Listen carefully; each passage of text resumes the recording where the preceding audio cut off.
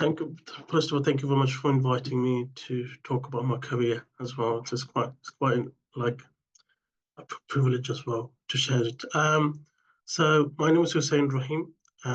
So I'm British Bangladeshi, born in the UK, in a beautiful city called Bath. Um, I grew up in Somerset till when I was 12 years old, and then moved over to Bangladesh. Um, because my parents wanted to raise me to understand the religion and also the culture point of view. So I went to Bangladesh and I stayed there for 6 years. So I spent most of my time in my teens spending there and did my O levels, which is compatible to GCSEs. So I did my O levels there, which was funded by British Council. Um, I enjoyed being in Bangladesh. I really wanted to stay even longer to do my A levels or my university, but my dad said, "No, it's time to go back now. You can't stay here longer." Um, so I came back and then did my A levels in Beach and Cliff School in Bath, and then went to UWE, University of West of England, which is in Bristol University there. So I did before I did my university, I was thinking to do computer science. Computer science was I liked computers and all that. But funny thing is actually the subjects I was doing it was not completely related. And because I did accounting in Bangladesh, my dad said to me, "Why don't you go for what you're good at?" And that's accounting. And I said, "Hmm, okay, I'll have a go at that." And then eventually, I was doing my accounting and finance in degree in UWE Bristol. I started working on that. It was enjoyable. And whilst I was doing, I was thinking that I would like to be an auditor and I would like to do ACCA. But whilst I was doing doing my degree, I realized actually, no, maybe it's not for me. Maybe management, but I was a bit confused with my career. Where am I going? And that was my early stages of my life, and especially with university, I was not sure. But I said, you know what? Let me just complete my university. But in the middle of my degree, my family made a big move because one of my sisters got a chance in university in London.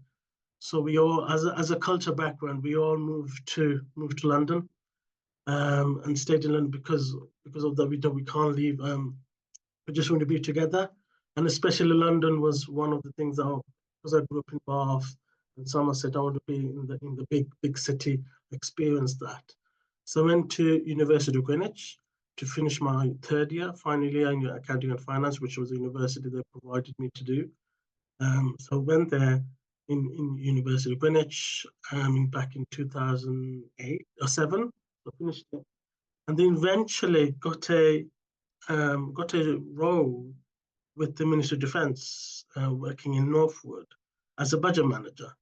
And it was a very exciting working with the Royal Army, Royal Navy, Royal Air Force. It was a tri-service.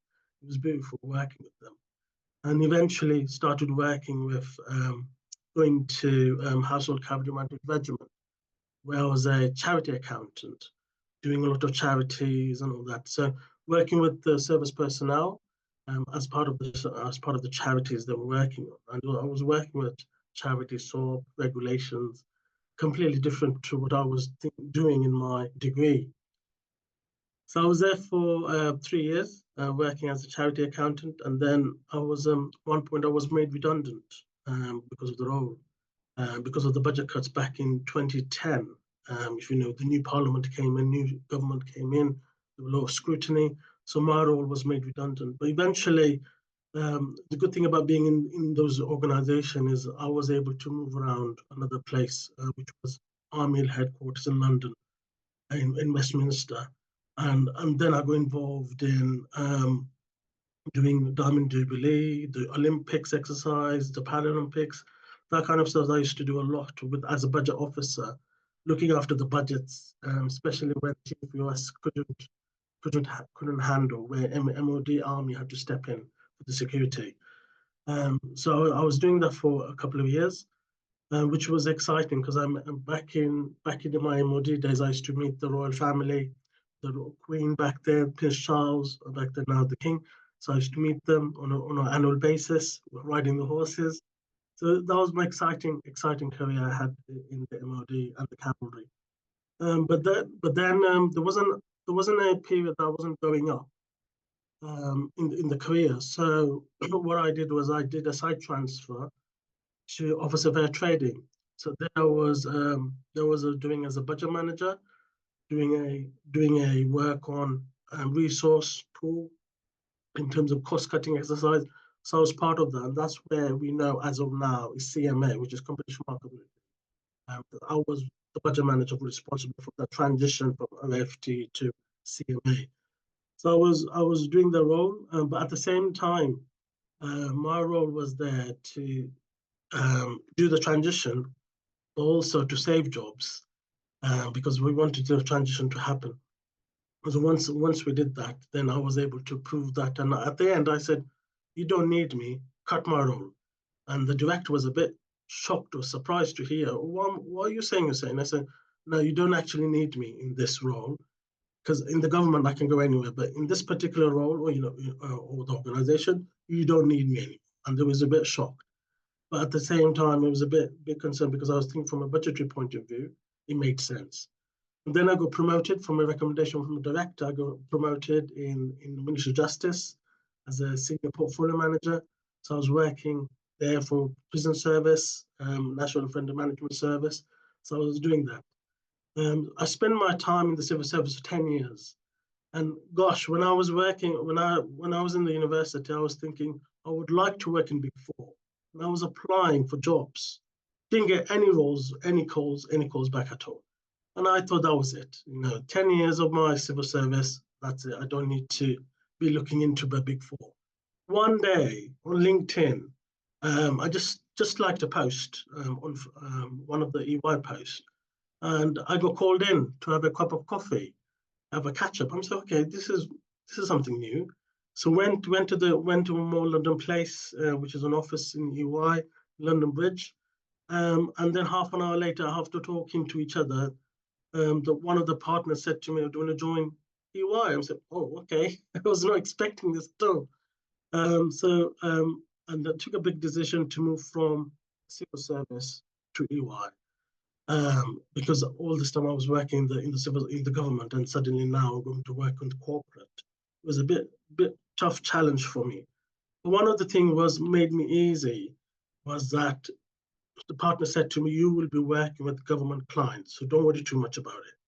And actually, when I did join, it was about government public sector, because that's what I like about it, is delivering change and value for the local community and the public services. So while I was in EY, I started in EY back in 2014. And I met Ellen actually in 2015, one of the MOD engagements we were working in Bristol. That's where we got to know each other with Ellen. So thank you, Ellen, for inviting me on this bit as well. That's how I got to know each other. So I've been in EY for 10 years um, and did a lot of engagements, client engagements, business transformation, finance transformation programs. I worked with various different clients, not just the government, but also as well with big brands like pharmaceutical companies or the consumer brand. So I worked quite a number of companies.